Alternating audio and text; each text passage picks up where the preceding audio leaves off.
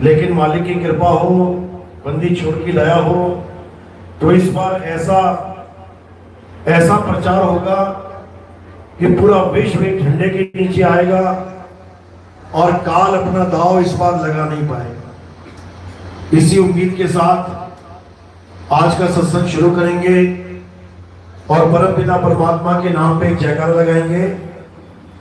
बोलिए परमपिता परमात्मा की, सतगुरु बंदी छोड़ कबीर साहेब की, सभी संतों की, सभी भक्तों की, सतगुरु मदनपति साहेब की, दीवान जवाहरपति साहेब की, सतगुरु दुर्लभपति साहेब की, सतगुरु राम सेवक साहेब की, सतगुरु वैरागपति साहेब की, करीनपुर धाम की, सभी हंसों की, पंडाल में आए सभी भक्तों की, इनके माता पिता, इनके बाल गोपाल की, इनके गुरुदेव की, सकल हंस को बंदगी, साहेब बंदगी, सतनाम।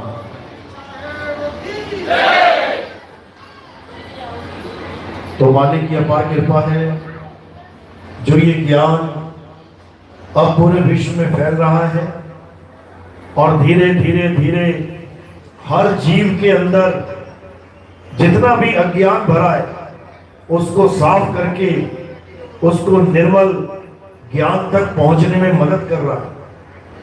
और देखते ही देखते ये सारा संसार एक झंडे के नीचे आ जाएगा, एक परमात्मा की भक्ति की बात करेगा, एक परमात्मा को प्राप्त करने की बात करेगा। और आने वाले समय में जितने भी युद्ध हो रहे हैं धर्म के नाम पे, भगवान के नाम पे, हिंदू मुस्लिम सिख ईसाई के नाम पे, ये सब खत्म हो जाएंगे और जीव एक दूसरे से प्रेम करेंगे। ऐसा मैं नहीं कह रहा हूं, ऐसा हमारे सदग्रंथों में पहले से ही दर्ज है। हिंदुओं के ग्रंथों में भी, मुसलमानों के ग्रंथों में भी, सिख के ग्रंथ में भी, ईसाइयों के भी ग्रंथ में, हर ग्रंथ में ये बात दर्ज है कि जब अत्याचार चरम सीमा पे आ जाएगा, जब धर्म के नाम पे बड़े बड़े मिसाइलें हथगोले दागे जाएंगे, जब बहुत बड़ी बड़ी लड़ाइयां छिड़ जाएंगी, तब एक ऐसा ज्ञान उजागर होगा। और कहां से उजागर होगा ये भी बता रखा है, वो हिंदुस्तान है जहां से ये ज्ञान उजागर होगा। और ये धीरे धीरे धीरे पूरे विश्व में फैलता चला जाएगा और पूरा विश्व एक झंडे के नीचे आके खड़ा हो जाएगा। इस ज्ञान की पहचान क्या बताई कि ये ज्ञान 52 अक्षरों से न्यारा ज्ञान होगा। इस ज्ञान में जंतर मंतर तंत्र की कोई अहमियत नहीं होगी। इस ज्ञान में किसी भी पूजा पाठ की, किसी भी तंत्र विद्या की, किसी भी गंगा जमुना स्नान या किसी भी प्रकार की परिक्रमा की कोई अहमियत नहीं होगी। ये ज्ञान सब धर्मों के लिए समान होगा।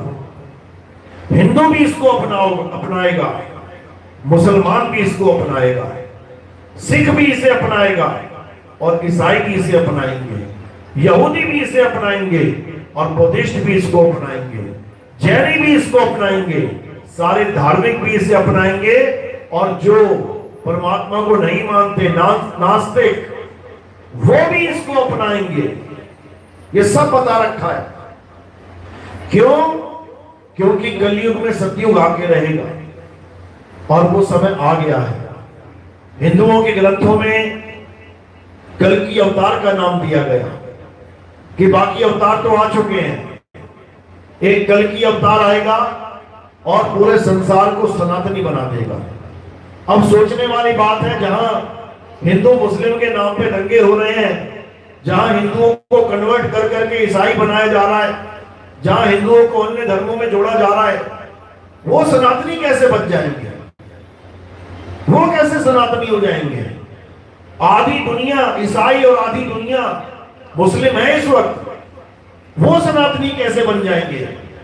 क्या वो मूर्ति पूजा शुरू कर देंगे?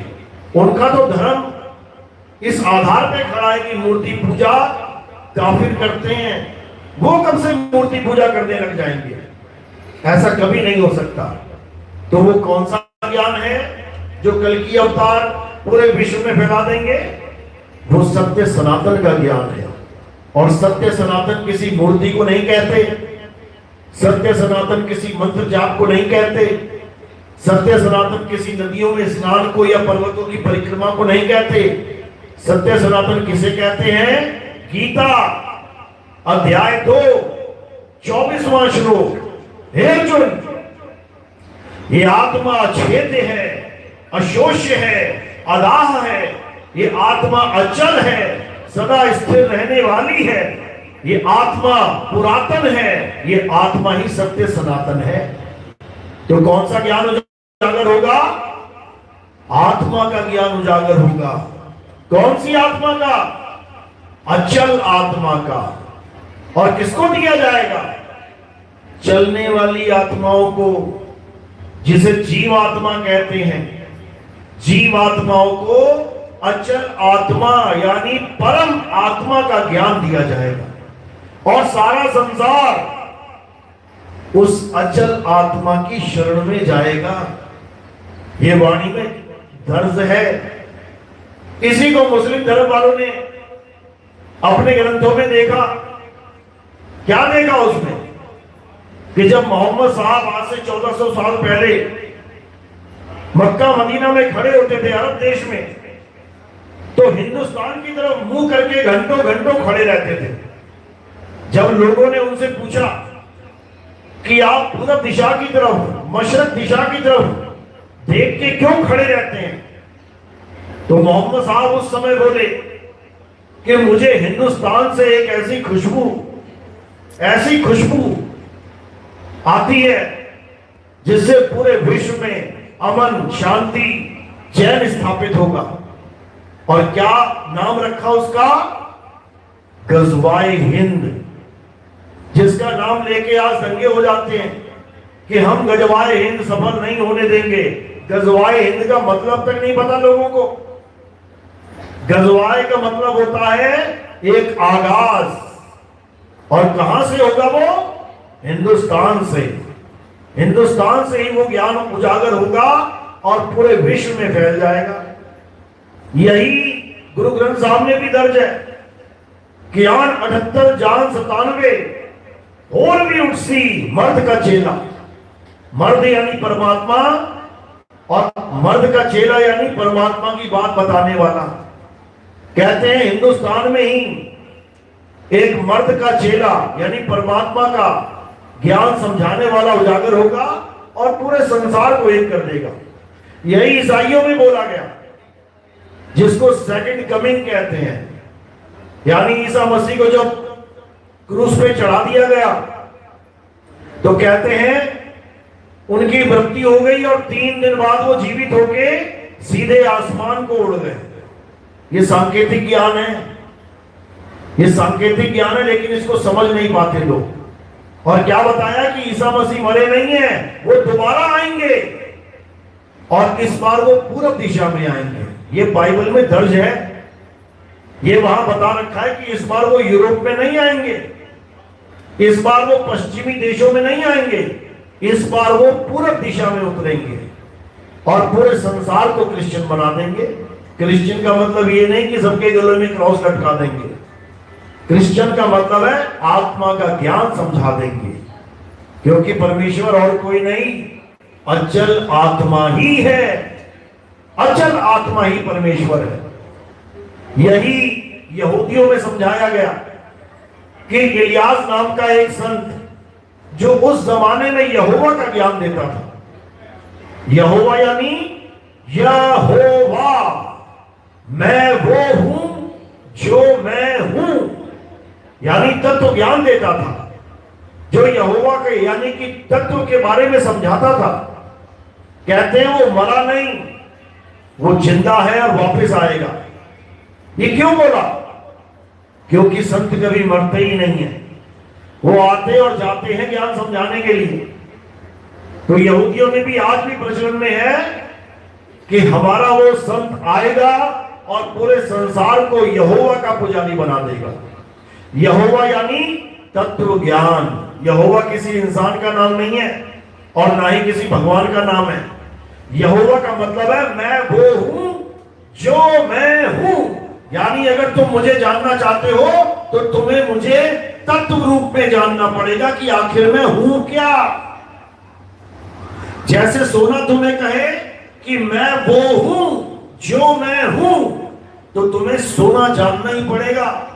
तुम्हारे मन की कल्पना काम नहीं आएगी कि तुम चांदी को ही सोना और पीतल को ही सोना समझते रहो। यानी मैं वो नहीं हूं जो तू सोच सकता है, मैं वो हूं जो मैं हूं। और मैं क्या हूं ये इलियास ही बताएगा आगे। तो यही ज्ञान बुद्ध जी के धर्म में भी प्रचलन में है कि एक बुद्ध तो चले गए, एक और बुद्ध आएगा। उसका क्या नाम बताया? मैत्रेय बुद्ध। अब मैत्रेय नाम क्यों रखा उसका? क्योंकि जब वो आएंगे कहते हैं पूरे संसार में हाहाकार मच रहा होगा, गली गली में धर्म के नाम पे दंगे हो रहे होंगे, बड़े बड़े देश एक दूसरे के ऊपर मिसाइलें फेंक रहे होंगे। ये जितनी जंगें चल रही है ना मुसलमान यहूदियों में, ये सब धार्मिक जंगें हैं और ये कभी खत्म होने वाली नहीं है। जब तक मैत्रेय बुद्ध ना आ जाए तब तक ये जंगें चलती रहेंगी। और जब मैत्रेय बुद्ध आ जाएंगे कहते हैं मैत्रेय यानी दोस्ती का पाठ पढ़ा देंगे। हिंदू को मुसलमान का दोस्त बना देंगे, मुसलमान को सिख का दोस्त बना देंगे, सिख को ईसाई का दोस्त बना देंगे। यानी सारे संसार को तत्व ज्ञान देके ये बैर विरोध खत्म करवा देंगे। परमात्मा का यथार्थ ज्ञान देके उसका भेद समझा देंगे। और परमात्मा कहां है इस मूल भेद को समझा के सबको एक झंडे के नीचे ले आएंगे। ये वाणियां पहले से ही दर्ज है, ये कोई मैं नई बात नहीं बता रहा हूं, ये सब पहले से ही दर्ज है। कबीर सागर में भी ये दर्ज है कि जब एक ऐसा समय आएगा जब इस संसार में नौतम सूरत के रूप में चूड़ामन अवतार होगा, तब पूरे संसार में सारे पंथों को समेट के एक पंथ की स्थापना होगी। काल यानी मन के द्वारा बनाई गई 12 साधना, इसको मेटा जाएगा और एक सत्य साधना का उजागर किया जाएगा। यही कबीर साहब 600 साल पहले बता के गए। क्या कहते हैं? 12 पंथ काल फुरमाना और भूले जीव न जाए ठिकाना, 13वें पंथ हम ही चले आए और सब पंथ मेट के एक पंथ चलाए। यानी ये मनमुखी साधनाओं को मेट दिया जाएगा और एक आत्म साधना को उजागर कर दिया जाएगा। फिर हिंदू भी आत्मा का ध्यान करेगा, मुसलमान भी आत्मा का ध्यान करेगा, सिख भी आत्मा का ध्यान करेगा, ईसाई भी आत्मा का ध्यान करेगा। सब आत्मज्ञानी हो जाएंगे, संसार से सारा झगड़ा खत्म हो जाएगा। ये होके रहेगा, इसको कोई रोक नहीं सकता। तो यही ज्ञान पूरे विश्व में जब फैलेगा तो कलयुग में सतयुग आ जाएगा। कलयुग में सतयुग का मतलब ये नहीं है जैसे कई पंथ बताते हैं आपको 7 दिन का कोर्स बताते हैं करो, उसके बाद कलयुग में सतयुग कैसे आएगा बता देते हैं कि तुम सब मर जाओगे और फिर तुम देवी देवताओं के रूप में पैदा हो जाओगे। ऐसे नहीं आता कलयुग में सतयुग। फिर तो कलयुग खत्म ही हो गया, सतयुग आ गया। जबकि बोला गया कलयुग में सतयुग आएगा, कलयुग के बाद सतयुग नहीं, कलयुग में सतयुग आएगा। यानी कलयुग कहने का मतलब जब सबसे ज्यादा अत्याचार, सबसे ज्यादा पाप, सबसे ज्यादा पाखंड चरम पे होगा, तब एक ऐसा ज्ञान आ जाएगा कि लोगों को एक सत्य की दिशा, एक सही दिशा मिल जाएगी। तो कलयुग में ही वो दिशा मिल जाएगी और जो जो आत्म साधना में लीन होता जाएगा उसके लिए कलयुग में सतयुग आ गया। वो सतयुग में जीने लग जाएगा, वो सत्य की साधना करने लग जाएगा, उसे सत्य का अनुभव होने लग जाएगा। वो जीव कलयुग में ही सतयुग में आ जाएगा, ये समझाया गया। लेकिन काल भी कोई कम नहीं है, बहुत शातिर है। इसने भी नाना प्रकार के पत्थों को उजागर किया हुआ है। नाना प्रकार की भक्तियों को, नाना प्रकार के पूजा पाठ आडंबरों को इसने उजागर किया हुआ है। अब क्या करना है? अब इस मनमुखी ज्ञान को समझ लेना है कि आखिर मन की दौड़ कहां तक है, ये मन कहां तक जाता है, बस इसको समझना है। क्योंकि परमात्मा मनोतीत है, मन के पार है, इंद्रियतीत है, इंद्रियों के पार है, कायातीत है, काया से पार है, मायातीत है, माया से पार है। लेकिन क्या है? वो एक भेदी गुरु ही समझा सकता है। लेकिन ये जितना भी तामझाम मन में, तन में, तुम्हारे जहन में, इस माया के संसार में जो भी तुम्हें दिख रहा है, यही काल का जाल है। कहते गो गोचर जहां लग मन जाई और तहां लग माया जानो भाई। जहां तक तुम देख सकते हो अपनी निगाह से, जहां भी, ये सब माया का ही खेल है। इसी माया में सारे लिप्त हैं, इसी माया में परमात्मा को ढूंढा जा रहा है, इसी माया में हर जीव दौड़ लगा रहा है। लेकिन परमात्मा कहां है? माया से परे, काया से परे, मन से परे। लेकिन उसका भेद ना होने के कारण इसी माया में गोते खा रहा है। तो साहिब क्या समझा रहे हैं कि काल काल सब कोई कहे और काल न चीने कोई, जितनी मन की कल्पना ये काल कहावे सोए। तुम्हारे मन में जितनी भी कल्पना आ सकती है, जितनी भी A to Z, यही काल का जाल है। तुम केवल परमात्मा की कल्पना नहीं कर सकते, तुम केवल उस अचल आत्मा के स्वरूप की कल्पना नहीं कर सकते, बाकी सब कर सकते हो तुम। तो जो जो तुम कल्पना करते जाओगे तुम्हारे सामने आता जाएगा और तुम उसी को सत्यमान के भ्रमित होते जाओगे।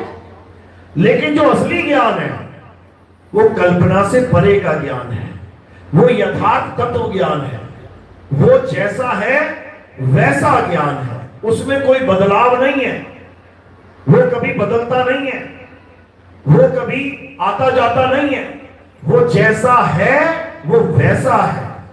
इसी को परम तत्व कहते हैं। तो गीता में भी यही समझाया गया कि हे अर्जुन, ये जितना भी जड़ पदार्थ है ये सब माया है, ये पांच तत्व माया है और ये जीव अमर है। अमर होता हुआ भी ये अपने आप को जान नहीं पा रहा और इसी माया में लिप्त है। यानी अगर ये पांच तत्वों में से किसी भी एक तत्व की पूजा कर रहा है तो ये माया की ही पूजा कर रहा है। अगर ये जल को भगवान मान बैठा है तो माया को ही मान बैठा है। अगर ये अग्नि को भगवान मान बैठा है तो ये माया का ही पुजारी है। अगर ये वायु को भगवान मान बैठा है तो ये माया के ही बंधन में है। अगर ये आसमान और धरती को भगवान मान बैठा है तो ये पांच तत्व रूपी माया को ही भगवान मान रहा है। जबकि असली भगवान कौन है? परम पिता, परम आत्मा, यानी एक ऐसी आत्मा जो हम सब जीवात्माओं से परे है। इसीलिए उसका नाम रखा है परम आत्मा। और हम सब क्या है? जीव आत्मा। हमें जीव क्यों बोला गया? क्योंकि हम इस काया में फंसे हैं। ये जीवात्मा कहां फंसी है? काया में फंसी है। जितनी काया यहां बैठी है, जितने शरीर यहां बैठे हैं, उतनी ही जीवात्माएं हैं और इनकी गिनती अनंत बताई है। कौन गिनेगा? एक एक सांस में करोड़ों जीव खप जाते हैं। ये जैन मुनि देखे ना, मुंह पे कपड़ा बांध के चलते हैं। क्यों चलते हैं? क्योंकि ये सांस में भी जीवों की हत्या का विरोध करते हैं कि मेरे सांसों के द्वारा भी किसी जीव की हत्या ना हो, यानी उसे शरीर ना छोड़ना पड़े। वो मुंह में लगा देते हैं कपड़ा आगे, लेकिन उन भले मानुषों को कोई पूछने वाला नहीं कि साइड में से भी तो हवा जा रही है।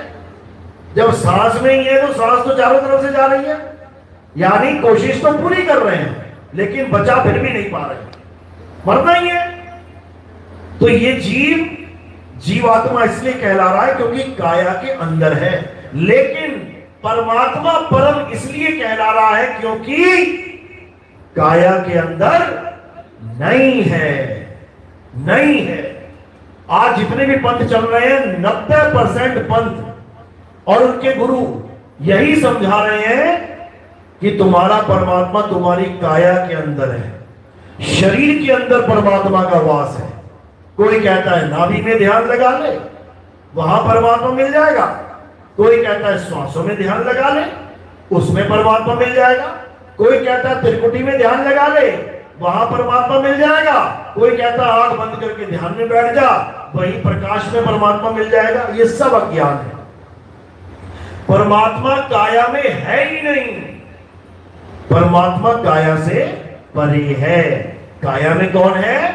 जीवात्मा। इसीलिए साहिब ने समझाया, मोह को कहां ढूंढे रे बंदे, मैं तो तेरे पास में, ना मंदिर में ना मस्जिद में, ना काबे कैलाश में, ना मैं जप में ना मैं तप में, ना एकांत निवास में, नहीं प्राण में, नहीं पिंड में, और ना ब्रह्मांड आकाश में, ना मैं त्रिकुटी भंवर गुफा में, और नहीं श्वासों की श्वास में। खोजी होए तुरंत मिल जाऊं एक पल की तलाश में। अरे कहे कबीर सुनो भाई साधो, मैं तो हूं विश्वास में, अंधविश्वास में नहीं, मैं तो हूं विश्वास में।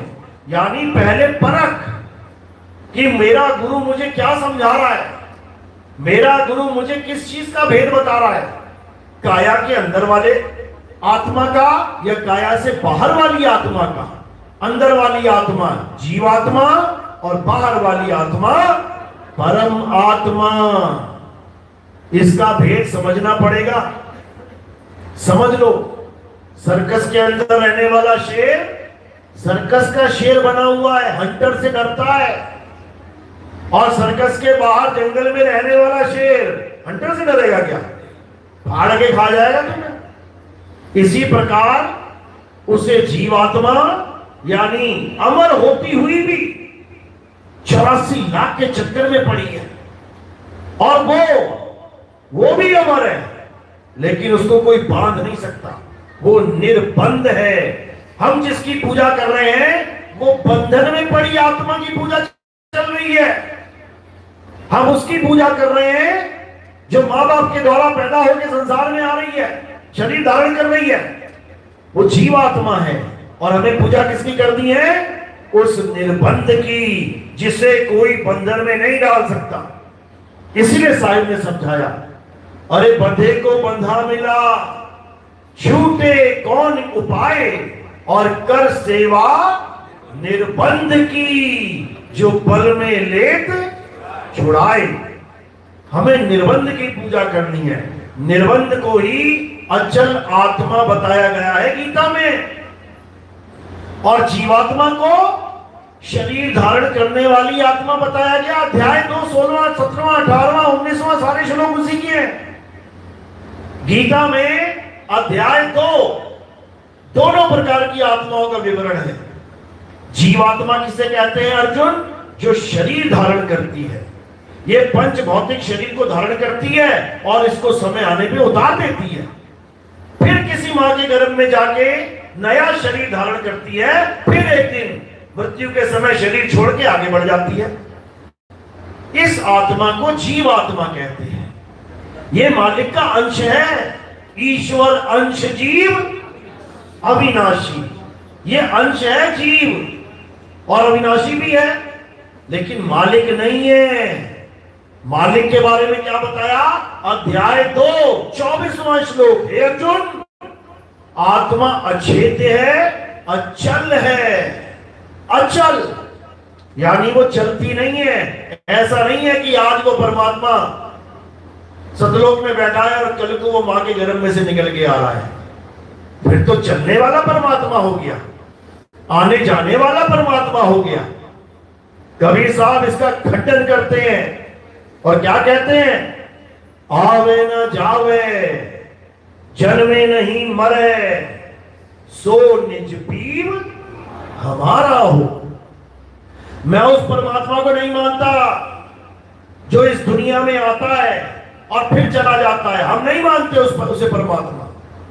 जो भी आता है और जाता है वो जीव है, जीवन धारण करके आया है कुछ सालों के लिए और एक दिन शरीर छोड़ के चला जाएगा। परमात्मा कौन है? जो अचल है, जो आता जाता नहीं है, सदा स्थिर रहने वाला।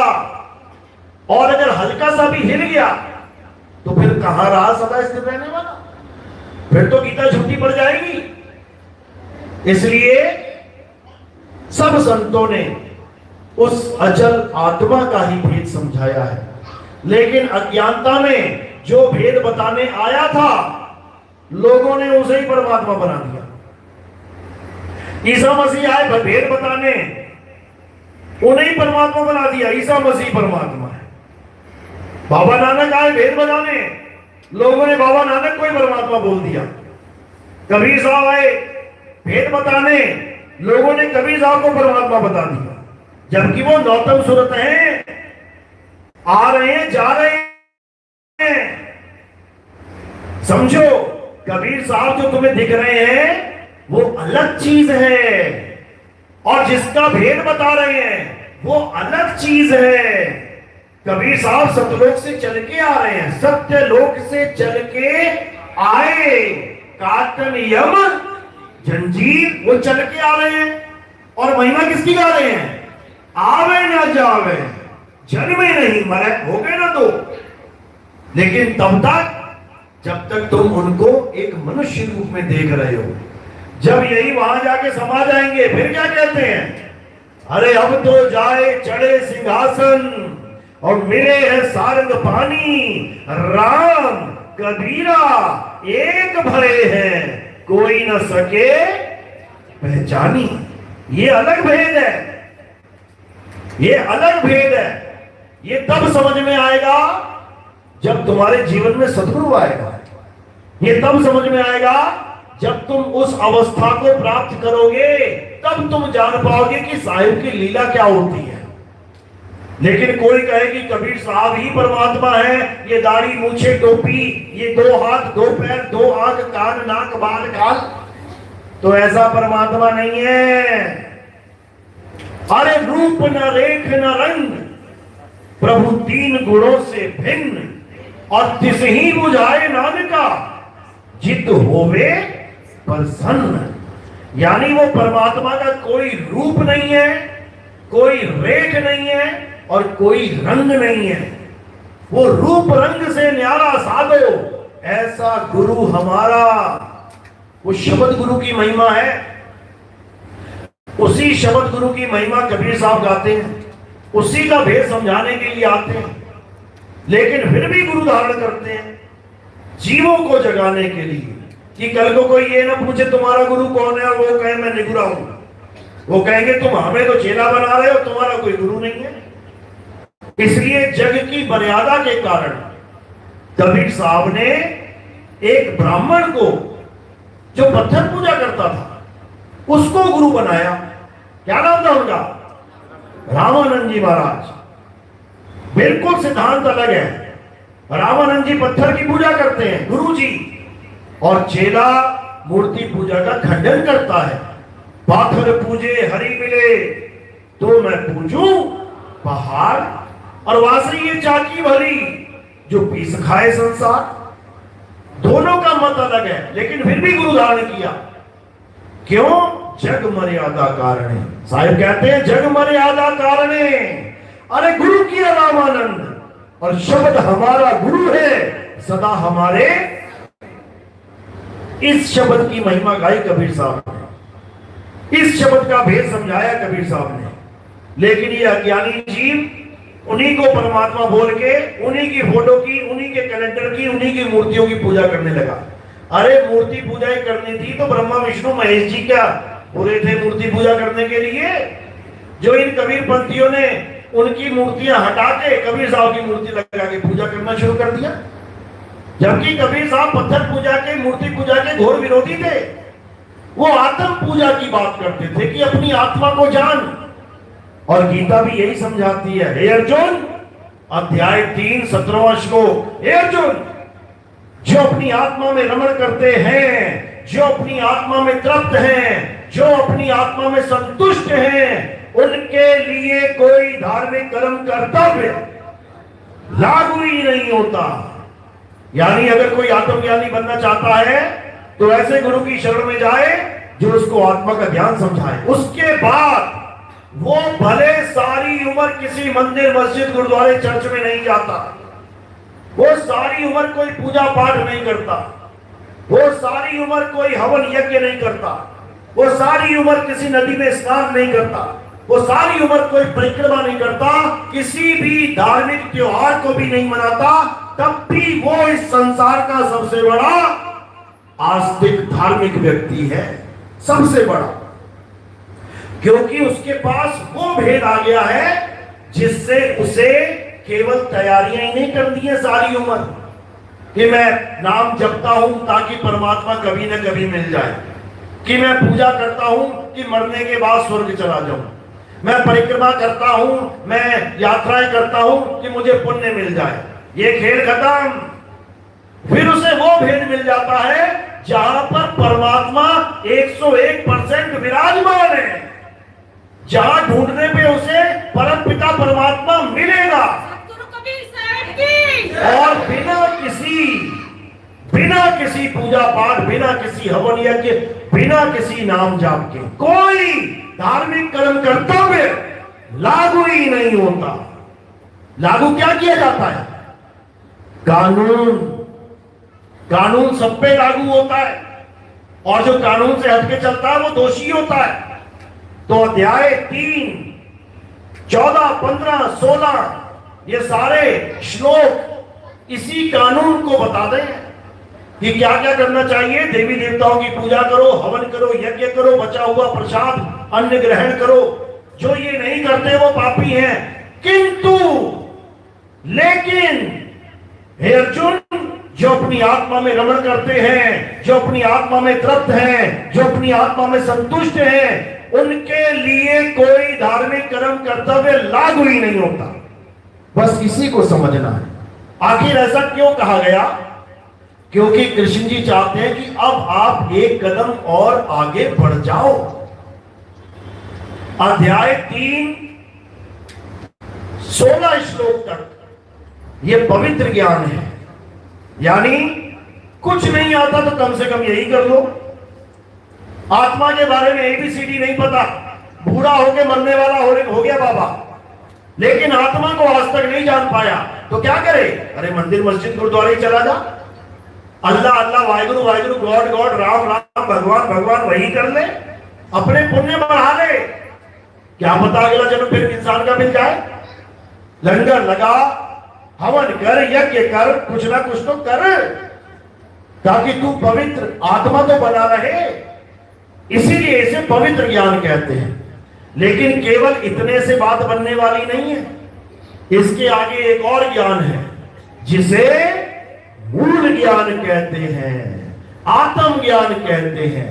इसी को धर्मदास जी को समझाने के लिए कबीर साहब ने 600 साल पहले क्या बोला कि धर्मदास मेरी लाख दुहाई, ये मूल ज्ञान बाहर ना जाई, पवित्र ज्ञान तुम जग में भाखो। ये जितने भी तुम्हें कबीरपंथी दिखाई देते हैं ना, ये आरती चौका वाले, ये पान परवाना वाले, ये सारे उसी कर्म कांड को कर रहे हैं जो कबीर साहब ने मना किया है। लेकिन आत्मज्ञान नहीं है तो कुछ ना कुछ तो करना ही पड़ेगा, यही करते रहो। इसे पवित्र ज्ञान कहते हैं। कूट कूट के भरा हुआ है ये ज्ञान। कबीर सागर में यही दिखा दिखा के लोगों से ये पाठ करवाते हैं, चौका आरती करवाते हैं कि देखो कबीर साहब ने चौका आरती के बारे में बताया है। अरे कबीर साहब ने जिस चौका के बारे में बताया वो तुम्हें समझ में ही नहीं आएगी। साहिब कहते हैं अहंकार अभिमान मिटारा और घट का चौका किया उजियारा। ये पान को पत्तों वाला चौका नहीं है ये कि पान के पत्ते लेके आए और उसमें कथा लगा लगा के मीठा डाल डाल के मुंह में डाल दिया, हो गया आरती चौका पान परवाना। कहते हैं एक पान है जगत का, जो हाथों हाथ बिकाए और एक पान सतगुरु का जो सत्य लोक ले जाए।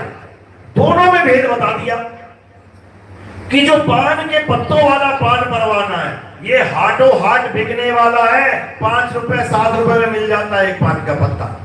ये तुम्हें कहां लेके जाएगा?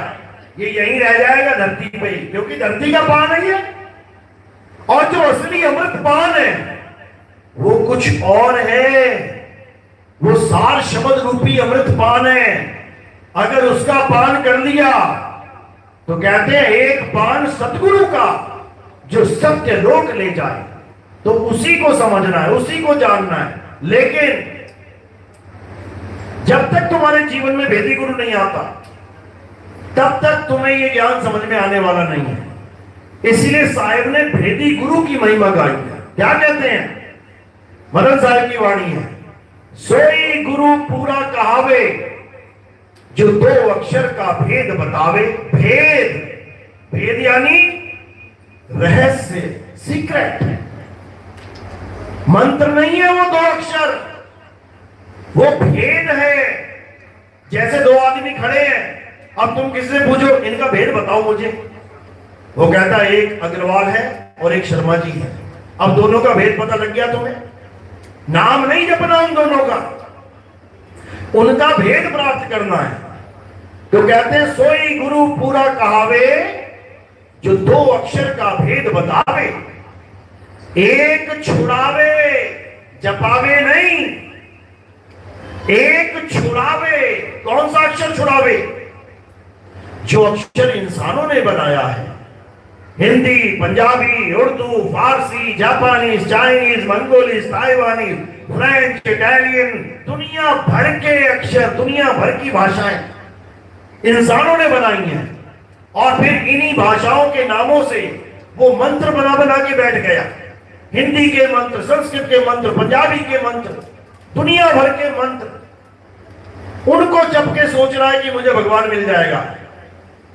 बस इसी अज्ञान को दूर करना है। तो साहिब कहते हैं तंत्र मंत्र सब झूठ है, इनमें न भर में कोई, और सार शब्द जाने बिना कागा हंसना होए। यानी इन झूठे नामों को जो इंसानों ने बनाए हैं, इन नकली नामों को त्यागो और उस आत्म तत्व को जानो जो इंसान बना ही नहीं सकता। आत्मा को बना सकता है क्या इंसान? कभी नहीं बना सकता। आत्म तत्व अजन्मा है, नित्य है, शाश्वत है। तो उस अचल आत्मा का भेद समझाने वाले को सतगुरु कहते हैं। सोई गुरु पूरा कहावे जो 2 अक्षर का भेद बतावे। एक छुड़ावे, एक लखावे, तब प्राणी निज घर को जावे। यही कबीर साहब फिर समझा रहे हैं। कहे कबीर अक्षर 2 भाग और होगा खसम तो लेगा राख। यानी अगर वो तेरा सच्चा हितैषी है, तेरा खसम है वो गुरु, तो तुझे बचा लेगा, 2 अक्षरों का भेद समझा देगा। यही बाबा नानक समझा रहे हैं। जे तू पढ़िया पंडित बिन 2 अक्षर 2 नामा, प्रणवत नानक एक लंघाए जे कर सच समावा। यानी हे पंडित, अगर 2 अक्षर के बिना और कोई ज्ञान देने वाला गुरु मिल गया तो तेरा कल्याण नहीं होगा। अगर इन 2 अक्षरों के अलावा मंत्र जंतर देने वाला गुरु मिल गया तो तेरा कल्याण नहीं होगा, क्योंकि सारे मंत्र, सारे नाम इन्हीं 52 अक्षरों से जोड़ तोड़ के बनाए जाते हैं। का मा ल कमल, का ल म कलम, 3 अक्षर हैं। आगे पीछे एक भी अक्षर आगे पीछे हो गया मतलब ही बदल जाएगा। का ला म कलम, का म ला कमल, वस्तु ही बदल गई केवल एक अक्षर आगे पीछे करने से।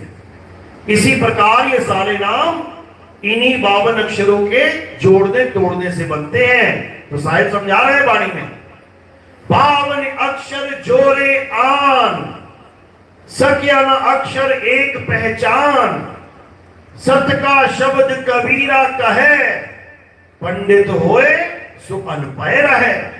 पंडित जन को एवं व्यवहार, ज्ञानवंत को तत्व विचार। यानी ज्ञानवंत जो ज्ञानी पुरुष है वो तत्व विचार यानी वो परम तत्व का ध्यान धरते हैं। वो ये 52 अक्षरी नाम नहीं जपते। नाम है जप में, नाम है तप में। छोड़ो इसको और क्या करो, परम तत्व का ध्यान धरो। कितने समय? जितने समय ये सांसें चल रही हैं, यानी 24 घंटा। ये माला वाला काम नहीं है कि 108 पूरा किया फिर खूंटी पे टांग दी, हो गया फॉर्मेलिटी पूरी, आज का सिमरन हो गया बाबा जी का। ये माला फेंक और श्वासों की माला पकड़। ये सिमरनी फेंक और श्वासों की सिमरनी बना ले। तो कहते हैं श्वासा की कर सिमरनी और कर अजपा का जाप। मंत्र का जाप मत करना। किसका जाप करना है? आ जपा। आ जपा यानी जिसे कोई जप ही नहीं सकता। और वो क्या है? वो आत्मा है, वो अचल आत्मा है। उसी को परम आत्मा कहते हैं। तो कहते हैं श्वासा की कर सिमरनी, कर अजपा का जाप, परम तत्व का ध्यान धर, सोहम आपे आप। ये सोहम सोहम जपने का खेल नहीं है। ये गुरुजी ने नाम पकड़ा दिया, जब बेटा सोहम सोहम सोहम, और चेला सोच रहा है कि एक दिन में परमात्मा ही हो जाऊंगा। क्यों? क्योंकि सोहम का मतलब ही यही होता है। क्या होता है? जो तू सो हम, जैसा तू वैसे हम। यानी जब हम और परमात्मा एक हो जाए तो सोहम अवस्था का ज्ञान हो जाता है। लेकिन मंत्र नहीं जपना है कि श्वासों में सोहम सोहम सोहम जपते रहे, बर्बाद हो जाओगे। इसीलिए कबीर साहब ने समझाया, जो जन होंगे जौहरी रतन लेंगे बिलगाए, और सोहन सोहन जपी मुआ मिथ्या जन्म गवाए। यानी जो जौहरी होगा वो तो रतन को खोजेगा। सोहम का मतलब होता है आत्म तत्व। वो तो तत्व ज्ञान को पकड़ेगा जो जौहरी होगा, और जो जपी होगा वो मंत्र ज्ञान को पकड़ेगा। जौहरी को हीरा मिलेगा और जपी को हीरे का नाम मिलेगा। वो दिन रात जपता रहेगा, हीरा हीरा हीरा हीरा हीरा। तो हीरा हीरा करने से हीरा मिल जाएगा क्या? कभी नहीं। तो क्या करना है? नाम छोड़ना है और वस्तु को पकड़ना है। यही कबीर साहब बार बार समझा रहे हैं कि वस्तु कहीं और ढूंढे कहीं, कैसे लागे हाथ, और गुप्त वस्तु तब मिले जब भेदी लीजे साथ। भेदी लीना साथ में, दीनी वस्तु लखाए, मंत्र नहीं जपवाए कि भेदी गुरु तुम्हें मंत्र जपवाएगा, ओम ओम ओम कलियम कलियम हरियम हरियम परियम परियम। जन्म बर्बाद हो जाएगा तुम्हारा। वो वस्तु बताएगा, सार वस्तु कहां है, और वाणियों में भी उसका एड्रेस बता रखा है, लेकिन किसी को समझ में नहीं आ रहा। वाणी दिन रात गाएंगे लेकिन भेद समझ नहीं पाएंगे। वाणी में बता रखा है वो कहां पर ये वस्तु। जिस वस्तु का ज्ञान गुरु देगा वो वस्तु का ज्ञान वाणी में समझा रखा है, लेकिन भेदी गुरु समझेगा उसको। क्या कहते हैं? अरे अधर द्वीप तहा गगन गुफा में है निज वस्तु सारा। बता दिया एड्रेस। अब जिसे दूसरे नंबर की दीक्षा मिली है वो समझ रहा है बात को कि कहां जा रहा है एड्रेस। उसका ध्यान वहीं पे टिका हुआ है, वो वस्तु का ध्यान कर रहा है। और जो बेचारा अधूरे गुरुओं की शरण में चला गया है वो वाणी तो यही गा रहा है, लेकिन नाम जाप में फंसा जा रहा है। उसको सार वस्तु की जगह सार नाम रूपी 52 अक्षर पकड़ा दिए कि ओम सोहम ये सतनाम है, ओम सोहम सत्य कबीर ये सार नाम है। फिर कहते हैं ओम सोहम सत्य कबीरा ये सार शब्द है। अरे बर्बाद कर दिया इन लोगों ने तुम्हें। अगर इनको पहली लाइन ही समझ में आ जाती कबीर सागर की, क्या कहते हैं? सत्य नाम है सार, बूझो संत विवेक करी, उतरो भव जल पार। सतगुरु का उपदेश यही, उसका उपदेश ही यही है कि सत्य नाम सार है। सत्य नाम को खोजो और तुम्हारा जन्म सफल हो जाएगा। लेकिन अधूरे गुरुओं ने सतनाम के बाद एक सार नाम भी फिट कर रखा है, सार नाम के बाद सार शब्द भी फिट कर रखा है। उनके नकली सतनाम से किसी की मुक्ति होती ही नहीं है, उनको फिर सार नाम सार शब्द भी देना पड़ रहा है, जबकि ये घोर अज्ञान है। कबीर साहब कहते हैं सत्य नाम को सिमर के तर गए पतित अनेक। यहां ये नहीं लिखा कि सतनाम के बाद सार नाम को सिमर के कि सार शब्द को सिमर के, सत्य नाम को सिमर के। सत्य नाम का मतलब होता है परमात्मा का सच्चा नाम। आप बताओ, परमात्मा का सच्चा नाम भी अधूरा कर दिया इन लोगों ने।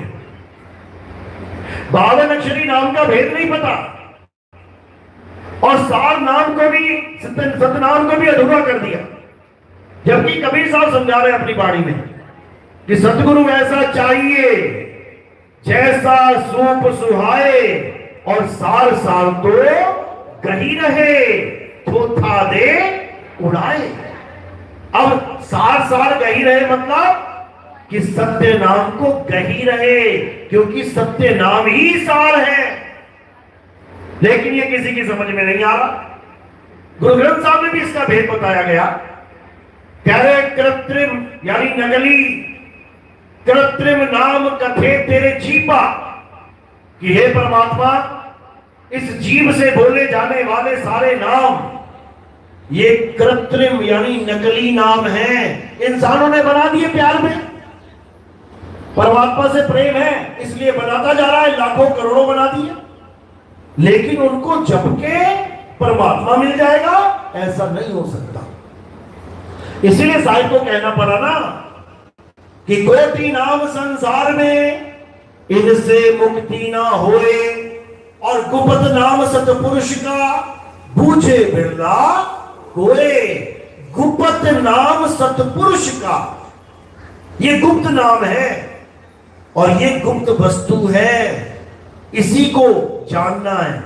तो कहते कृत्रिम नाम कथे तेरे जीपा, सत्य नाम तेरा। तेरा किसका?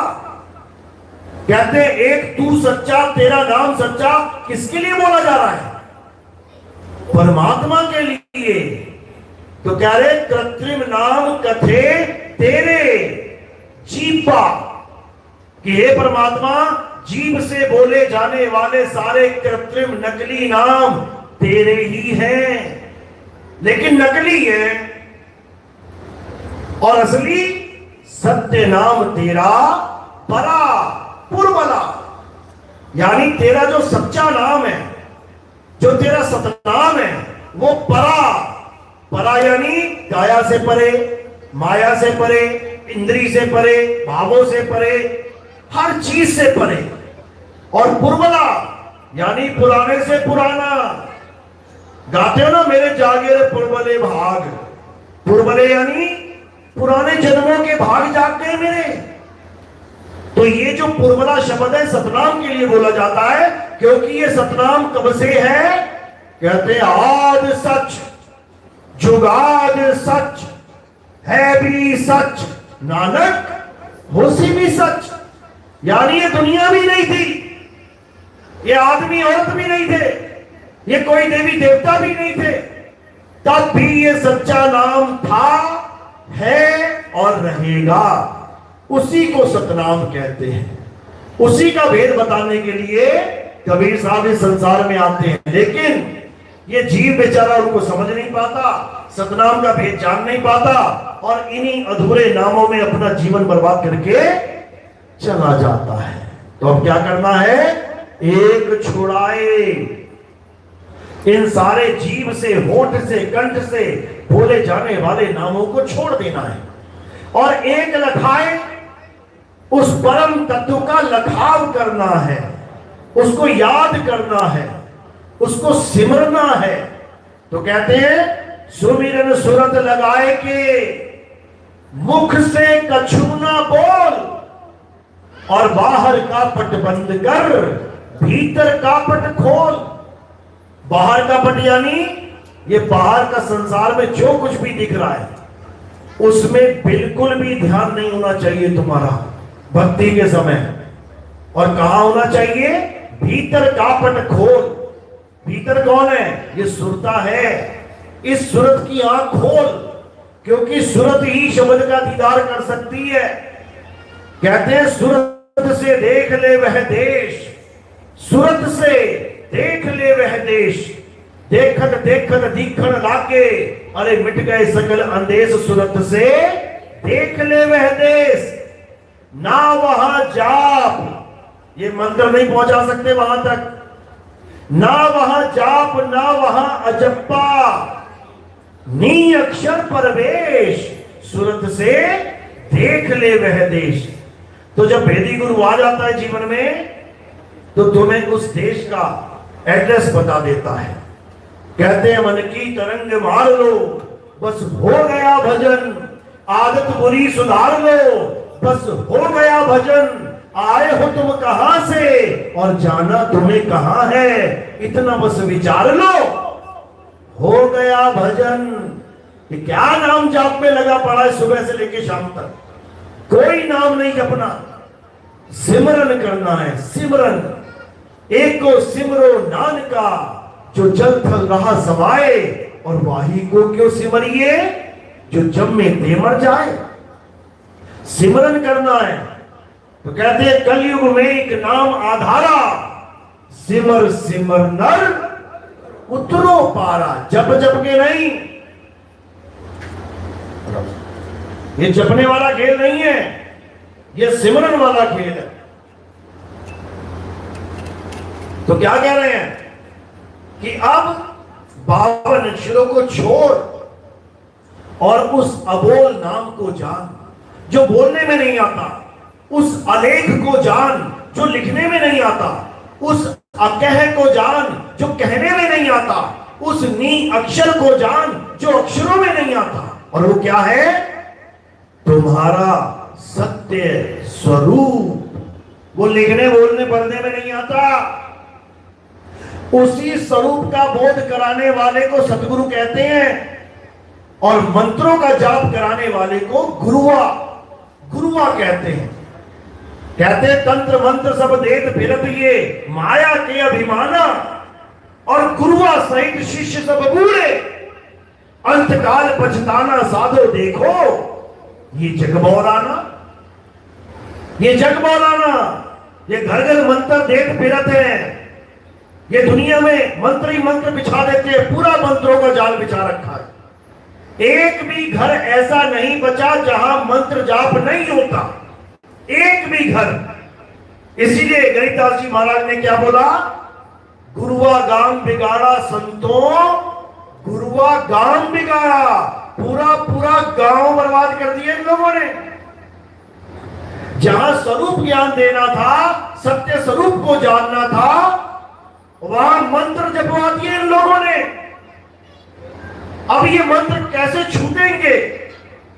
जब तुम्हारे जीवन में आत्मज्ञानी गुरु आएगा, वो इन मंत्रों को छुड़वा देगा। एक छुड़ाए और तुम्हें तुम्हारा अचल स्वरूप, तुम्हारा शुद्ध चैतन्य स्वरूप का लखाव करा देगा। एक लखाए तब प्राणी निज घर को जाए। तो यही कबीर साहब समझा रहे हैं, लेकिन किसी के समझ में ही नहीं आ रहा। स्वरूप ज्ञान चाहिए, स्वरूप ज्ञान। समझो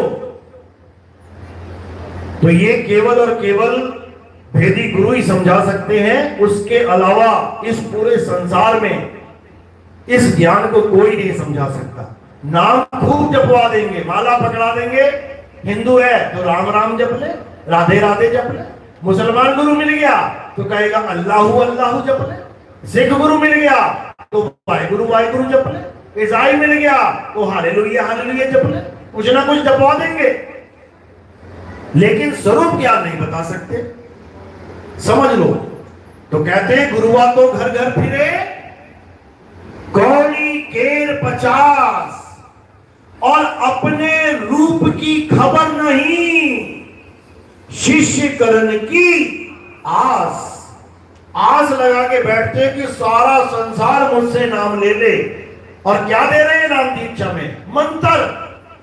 मंत्र जपवा रहे हैं। और कबीर साहब मंत्रों के घोर घोर विरोधी हैं, बिल्कुल घोर विरोधी हैं। क्या कहते हैं? कहते हैं एक नाम सुख रास है और एक नाम दुख रास, एक नाम बंधन काटे और एक घर की फांस। दोनों प्रकार के नामों की व्याख्या कर दी। एक नाम सुख रास है, यानी परमात्मा का सच्चा नाम, जो बोलने में नहीं आता, लिखने में नहीं आता, पढ़ने में नहीं आता, सुनने में नहीं आता, वो तो सुख रास है, वो तुम्हें अमर कर देगा। और एक नाम दुख रास, और एक नाम को प्राप्त करके तुम जन्म जन्म दुखी रहोगे। वो कौन सा नाम है? ये 52 अक्षरी नाम, हिंदी का, पंजाबी का, उर्दू का, फारसी का, इसमें उलझ जाओगे। तो इन दोनों नामों का जिक्र करते हुए कबीर साहब ने सच्चे नाम की महिमा गाई और झूठे नाम को छुड़ाने की बात करी। सच्चे नाम को जानने से क्या फायदा होता है और झूठे नाम को जपने से क्या नुकसान होता है, यह भी जान लो। जो झूठा नाम होता है उसको जपने से तुम बड़े बड़े राजा महाराजा बन जाते हो। अब तुम लोग कहोगे कमाल है, झूठा नाम जप के भी राजा बन जाता है कोई? बिल्कुल बनता है, बिल्कुल बनता है।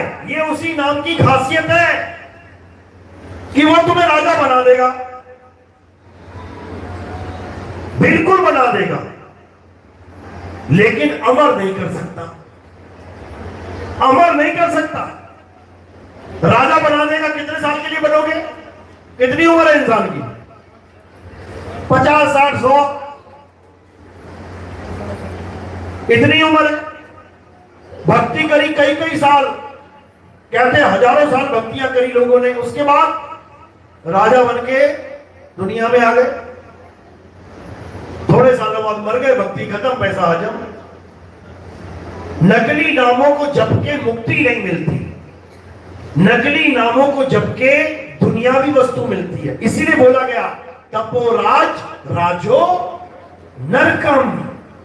जो तपस्या करते हैं, नाम जपते हैं, उनको क्या मिलता है? राज मिलता है, राजा बन जाते हैं वो। और जब राजा बन गए तो क्या करेंगे? भोग विलास में आ जाएंगे, लोगों पे अत्याचार करेंगे, अपनी जमीनें बढ़ाने के चक्कर में युद्ध करेंगे। अब युद्ध करेंगे तो क्या होगा? कत्लेआम होगा, हजारों सैनिक मारे जाएंगे, औरतें विधवा हो जाएंगी, बच्चे अनाथ हो जाएंगे। ये सारा पाप किसको लगेगा? इंद्र भगवान को, उसी राजा को। यानी अपनी मौत के सामान भी खुद ही लेके घूम रहा है। इसीलिए बोला तपोराज राजो नरकम, यानी तपस्या करने से राजा बनते हैं, जब तप करने से राजा बनते हैं, और राजा बनने के बाद नरकों को जाते हैं। तो जब और तप कहां लेके जा रहा है हमें? नरक में। इसीलिए कबीर साहब कह रहे नाम है जप में और नाम है तप में, यानी तुम्हारे जीवन से जप और तप ही खत्म कर देंगे। तो देखिए क्या? आत्म ज्ञान। ये है नुकसान नकली नाम जपने का, राजा बन जाओगे। जो तुम गुरु लोग से मांगते हो ना, गुरु जी पैसा आ जाए, धत्याचल पड़े, ऐसा हो जाए, वैसा हो जाए, तुम केवल नाम जपना शुरू कर दो, अगले जन्म में तुम्हें पाकिस्तान का राजा बना दिया जाएगा, लेकिन फांसी भी वही हो जाती है भाई साहब। तो क्या कहते हैं, ये नाम हो गए नकली। अब असली नाम का क्या फायदा होता है? असली नाम से हम अमर हो जाते हैं, अमर। जो बड़े बड़े राक्षस नाम जपते रहे, ओम नमः शिवाय, ओम नमः शिवाय, ओम नमः शिवाय, शंकर जी प्रकट भी हो गए और उनसे वरदान भी मांगा राक्षस ने। क्या कहता है? हर राक्षस पहला वरदान क्या मांगता था? भगवान मुझे अमर कर दो। तुम्हारे सामने भगवान आ जाए ना, तुम पता क्या मांगोगे?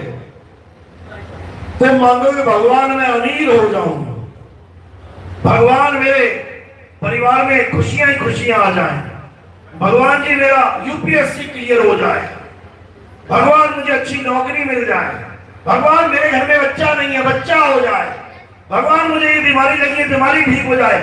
एक बार भी तुम्हारे दिमाग में नहीं आएगा कि तुम भगवान से ये कह दो कि मुझे अमर कर दो, नहीं आएगा। लेकिन राक्षस के दिमाग में कहां से आ गया? ये राक्षस को इतना आईक्यू किसने दे दिया? ये इतनी बड़ी बात किसने समझा दी? किसने समझाई? गुरु जी ने। है राक्षस भी गुरु जी बना के बैठा है, बिल्कुल बैठा है। लेकिन ये इंसान इतना बड़ा बेवकूफ है कि ये इंसान होके ना गुरु बना के नहीं बैठा है, निगुरा बैठा है। भगवान राम कृष्ण जी ने भी गुरु धारण कर लिया और राक्षसों ने भी गुरु धारण कर लिया। दोनों में से कोई निगुरा नहीं है। लेकिन ये इंसान ये निगुरा ही आके निगुरा ही मर जाता है। कितने फूटे भाग हैं इसके। तो ये ज्ञान कौन दे रहा है? शुक्राचार्य। राक्षसों के गुरु हैं शुक्राचार्य। भक्ति विधि भी वही सिखाते हैं, कौन सा नाम जपना है, कैसे भगवान प्रसन्न होंगे, और जब भगवान आएंगे तो मांगना क्या ये भी बताते हैं। लेकिन जिनसे ये मांगा जाता है वरदान, उनके पास ये वरदान होता नहीं है। वो राक्षस कहता है भगवान मुझे अमर कर दो, वो कहते हैं हम खुद अमर नहीं है, तुझे कहां से कर दे? हमें भी शरीर छोड़ना पड़ता है।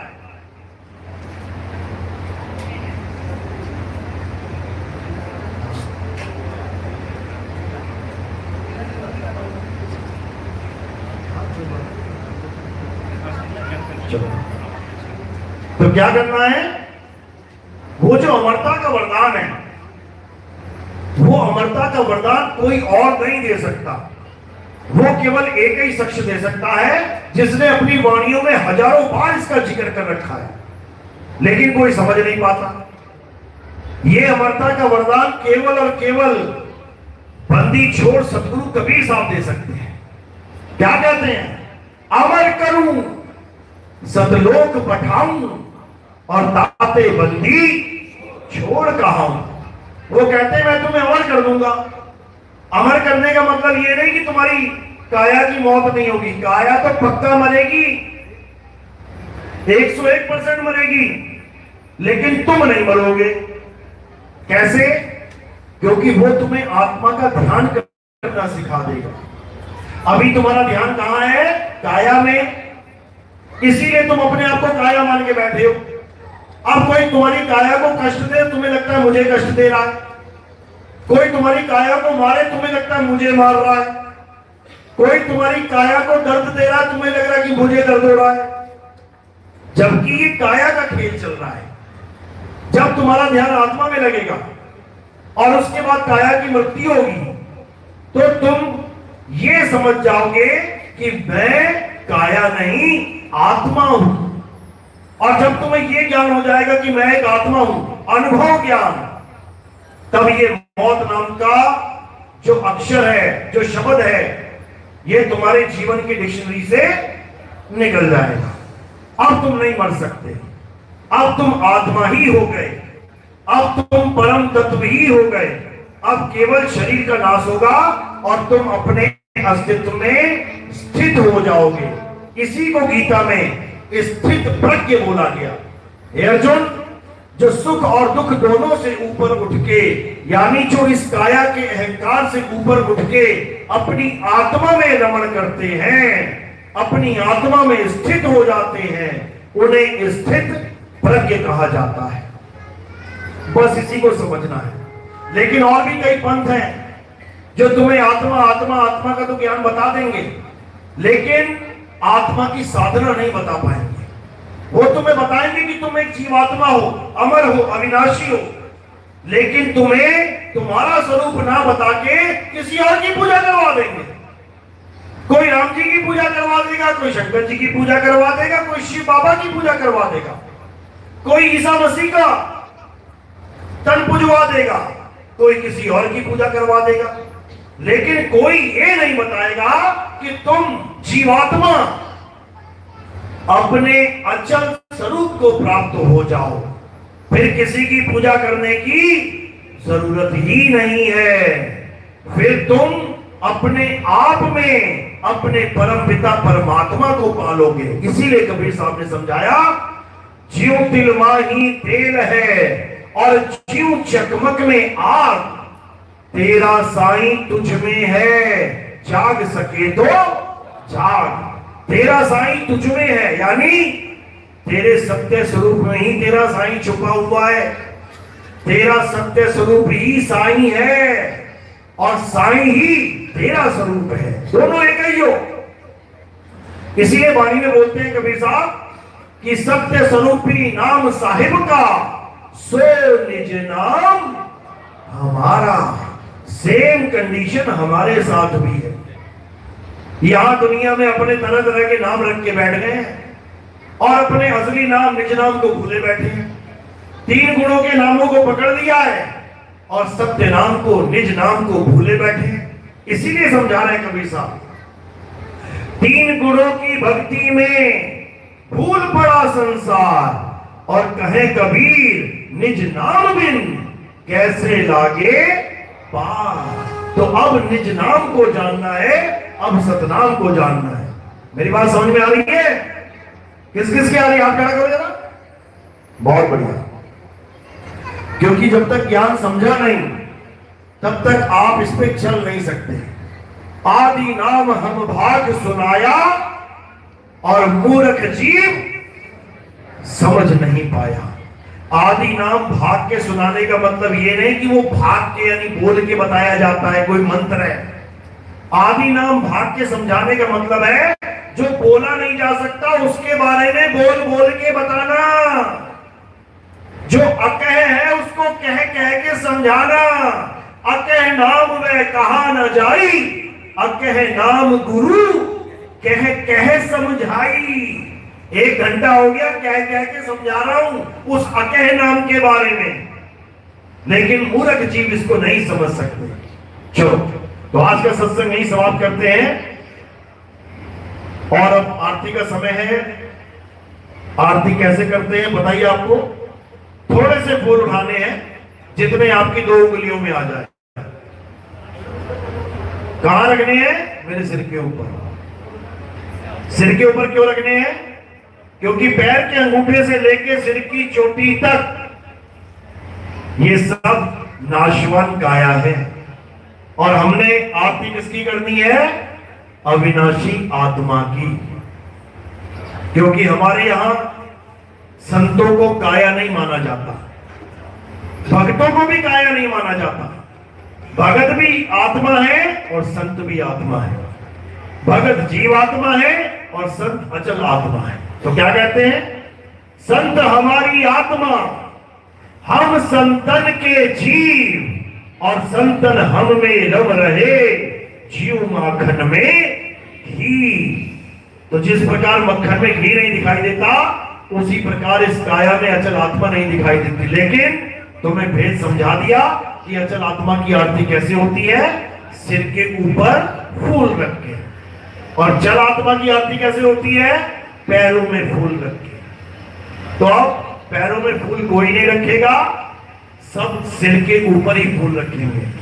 और प्रचार प्रसार में कोई सेवा देना चाहेगा वो केवल चरणों में रखेंगे। उस सेवा से हम क्या करते हैं? हमारा प्रचार प्रसार टीवी चैनल में भी आता है। आप सुबह सुबह बैठेंगे 6:45-7 बजे, साधना टीवी और ईश्वर टीवी, इन दोनों टीवी में आपको हमारा यही प्रचार प्रसार सुनने को मिलता है। उस टीवी में सुबह से लेकर शाम तक और भी बहुत सारे बाबा लोग आते हैं जो आपको ये समझाते हैं कि बेटा परमात्मा को पाना है तो नाम जपो, नाम जपो, नाम जपो। इतना बोल के जब बाबा चला जाता है तो उसके बाद मैं आ जाता हूं और मैं क्या समझाता हूं कि अगर परमात्मा को पाना है तो नाम छोड़ो, नाम छोड़ो, नाम छोड़ो और अपनी सूरत को आत्मा से जोड़ो, तब होगा कल्याण। बोलिए परमपिता परमात्मा की सदा ही जय हो। साईं बंदगी सत्ता।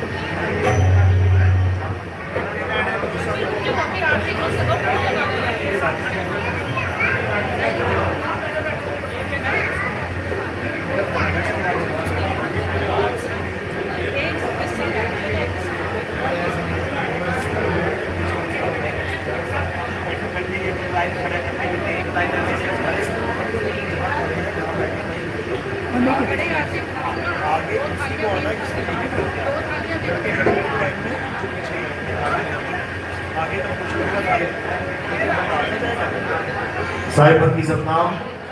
अभी आरती होगी, जहां पे आप खड़े हो बैठे हो वहीं पे खड़े हो जाना है, हिलना नहीं, आगे नहीं आना है। ये पूरा जो खाली जगह है ये खाली ही रहनी चाहिए, बार बार नहीं बताना पड़ना चाहिए।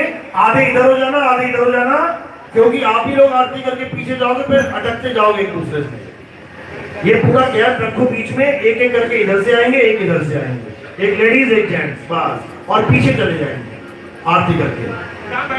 जहां बैठे हो वहीं खड़े हो जाओ और इस साइड को जोड़ रखना, इधर को जोड़ मत रखना, इस साइड को रहना।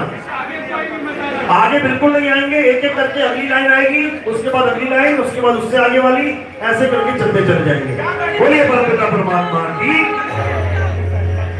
थाली में आपने क्या करना है,